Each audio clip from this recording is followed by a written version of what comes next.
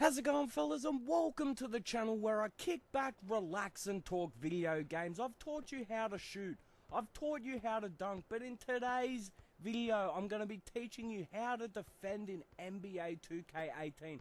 It's all well and good if you can shoot and dunk the ball and play offense, but if you can't play defense, what is the point? So over the next few minutes I'm going to be talking about a few things that you have to remember on defense and a few small tips on how to improve any defense. So let's get into it. So the first thing I want to talk about is on-ball defense, and you have to stay on your man at all costs. Stay with him no matter what. You have to stay in front of him. I know there's players that spam dribble moves and pick and rolls and everything in between, but you have to stay on your man.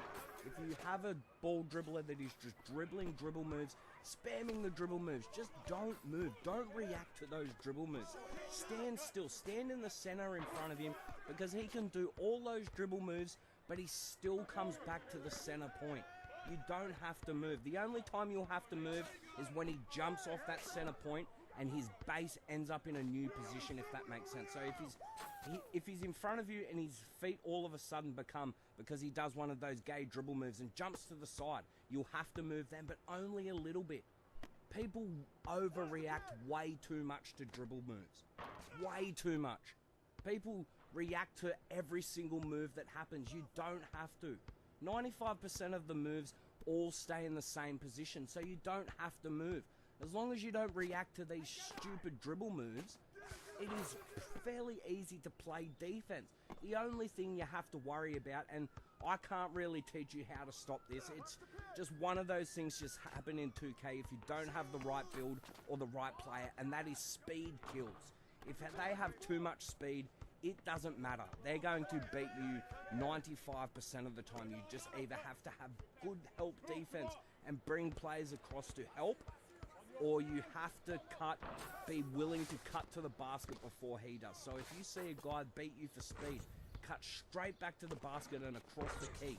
Because if he is cutting to the basket, he needs to go through the key. So if you're back into the key before he gets there, you can stop the easy layup. It's that simple. So don't react to dribble moves unless you have to, guys, on defense. It is the biggest tip that I can give you. Trust me, guys, don't react to every dribble move. Only the dribble moves that move the base of his feet. So if his feet move out of the range of what you deem is in front of you, move then, but only then. Don't react to every dribble move. And the best way to do that is by holding L2. L2 is your best friend on defense, especially trying to stay in front of your man. If you don't use L2 on defense, you are missing out on so many defensive opportunities to stop your man. L2, as I said, is your best friend, because as old 2Ks are, you have the automatic shot contest with L2, but it's nowhere near as powerful as what it is in older 2K. So what you have to do now is actually jump.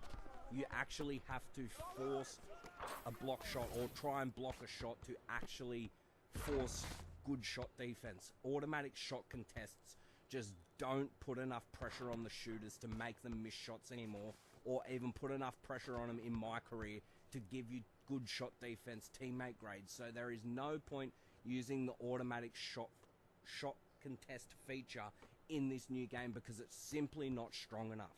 So the next thing I want to talk about is pick and roll defense. Oh my god, the pick and rolls are by far the hardest thing to defend. And by all means, watching this video probably isn't going to teach you guys how to defend the pick and roll, because there is so many variables and so many outcomes that can happen from a pick and roll in this game, and it's the same in all 2Ks. The pick and roll defense, the AI is horrible, and it's just so hard. So hopefully I can give you these tips and make you actually be able to defend the pick and roll better, because you cannot stop the pick and roll in this game 100%. It's impossible. So the first thing I want to talk about is when you are on ball, you always want to go under the screen. You always want to go under, because you get faster animations, plus you can get to the ball carrier quicker. And another thing that it does in all 2Ks that I've experienced, I haven't tested this one enough, but so far it's doing the same as the older 2Ks. If you go over, the center or the big man automatically goes to the ball carrier. Every single time. Doesn't matter how good a defense you play or how quick you get there, the big guy will always go over to the ball carrier if you hit the screen over. So you have to hit the screen under. Even if you go into options and go into your actual team, like, strategies and all that sort of stuff, if you play off ball on the pick and roll, set it so every time your player hits the screen, they go under on the point guard. It saves so much. As I said, you get faster animations, which allows your defense not to crumble. It's a huge thing for the pick and roll. It's crazy. You have to go under on the pick and roll, and always, if you are playing off ball, use the big man, because the big man is vital to stopping the cut to the basket. If you don't stop that initial cut to the basket, everything falls apart. So if you are off-balling on the pick and roll, always use the big man in the pick and roll. Don't get caught up in the pick and roll. Even you have to move out a little bit and let your guy get past if he, for some reason, goes over. Allow your guy to get past you without getting caught up in your body, you know what I mean? Within your range. So you've got to step back a bit, because you know, as long as there's no fade, a lot of the time there's not too many big men that hit freeze. So 99.9% of the time it's going to be a roll. So you've got to stand in front of him and get ready for that cut to the basket. So the next thing I want to talk about is off-ball defense, and always be aware of screens coming, because if you get caught up in the screen off-ball, oh, that is huge. Trust me, guys. It will set up so many open shots if you get caught up in the screens in off-ball. It is crazy how many open shots that it creates through plays, money plays, and all that sort of shit. So don't get caught up in off-ball screens. Then once practice, you'll learn how to get past these screens, but practice makes perfect. So when you practice this, you'll learn the routes of the CPU. It's a lot harder in online, but with the CPU, they take certain routes, and you will learn them. You've got to take notice, guys, because you can get to the spots once you learn these routes before the computer even gets them, and it's lockdown defense every single time. So the last thing I want to talk about before I end this video is just a few small tips to help your defense get better. And the first thing I want to talk about is still on the on-ball topic, and give your guy a bit of space. If you're too close to his face, yeah, you're playing good shot defense for the three-pointer, but three-pointers aren't that overpowered in this game. So you want to give him a little space, because if he gets past you, that's where everything's going to go wrong. So allowing you that little bit of space, if the guy decides to cut to the basket, you can always cut him off. If he goes left, hold L2 and just move a little bit to the left, just a little bit. Don't hold it, just tap it along a little bit, and you'll hit him. You'll get the bump animation, and you'll stop him 95% of the time. As long as you don't get that bump past animation where the guy just glides past you for some apparent reason, even though you played 100% good defense, the guy just gets an animation. You can't help that. If you play good defense and get that animation, so be it. You're still playing good defense.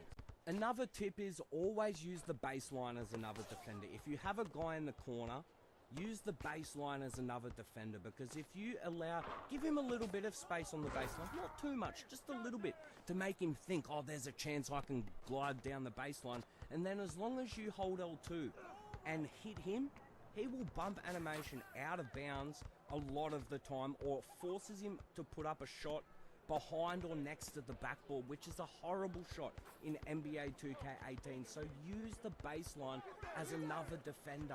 Another tip is always push the ball handler into your defenders.